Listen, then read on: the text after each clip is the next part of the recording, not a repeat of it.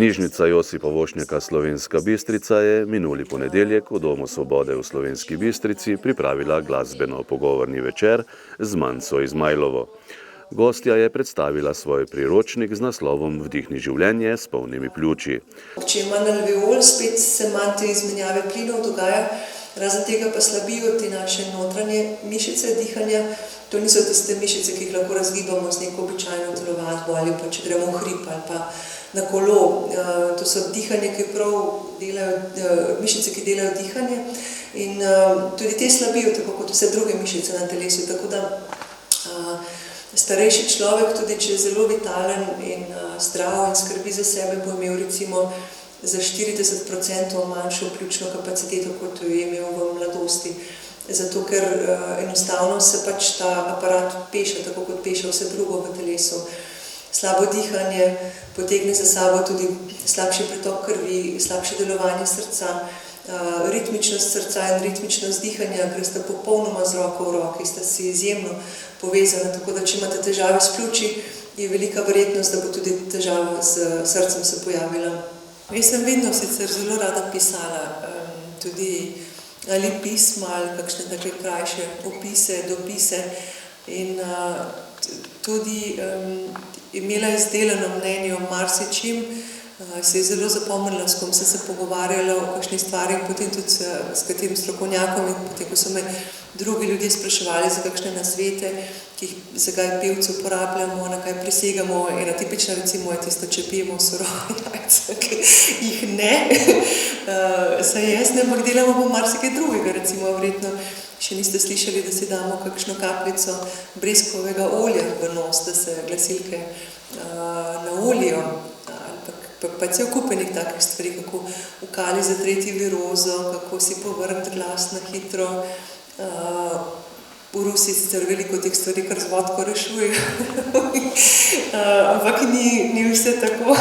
Čeprav je tudi notri en recept iz Bolšoj teatra, ki vključuje pogreto pivo.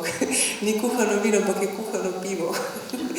Je tudi zelo zanimivo, ampak jaz sem ga preizkusila in dejansko deluje. Proti zelo hudemu kašlju, izgubi glasu, kuhano pivo z medom, tako tudi malo gre v glavo. In potem naslednji dan je glas bistveno boljši.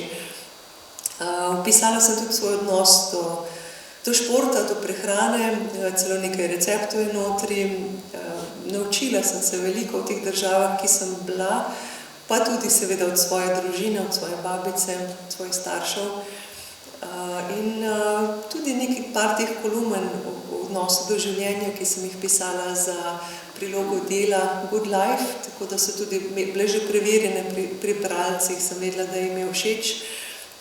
Nekaj nasvetov za lepoto, moja super živila in vse skupaj se dostikrat vrača k taki nekakvi preprosti kmečki pameti, ki jo smo v vseh teh navalih stvari, ki jih smo prejeli iz celega sveta, kitajskih, takih sadežih, južnoameriških, inkovsko zlato, žitu.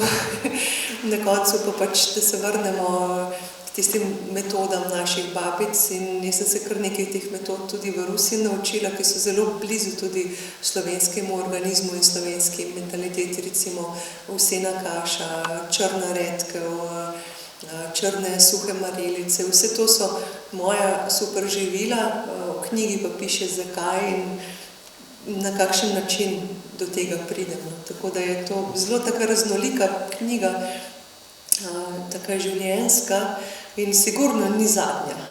Gre za prvo knjigo na svetu, ki vsebuje različne nasvete in razkriva rutine, ki jih za boljše psihično in fizično zdravje, odlično formo ter lep izgled uporabljajo profesionalni odrski ljudje. Rdeča nit knjige pa je povrnitev kvalitetnega, polnega dihanja s pomočjo ruske dihalne telovadbe.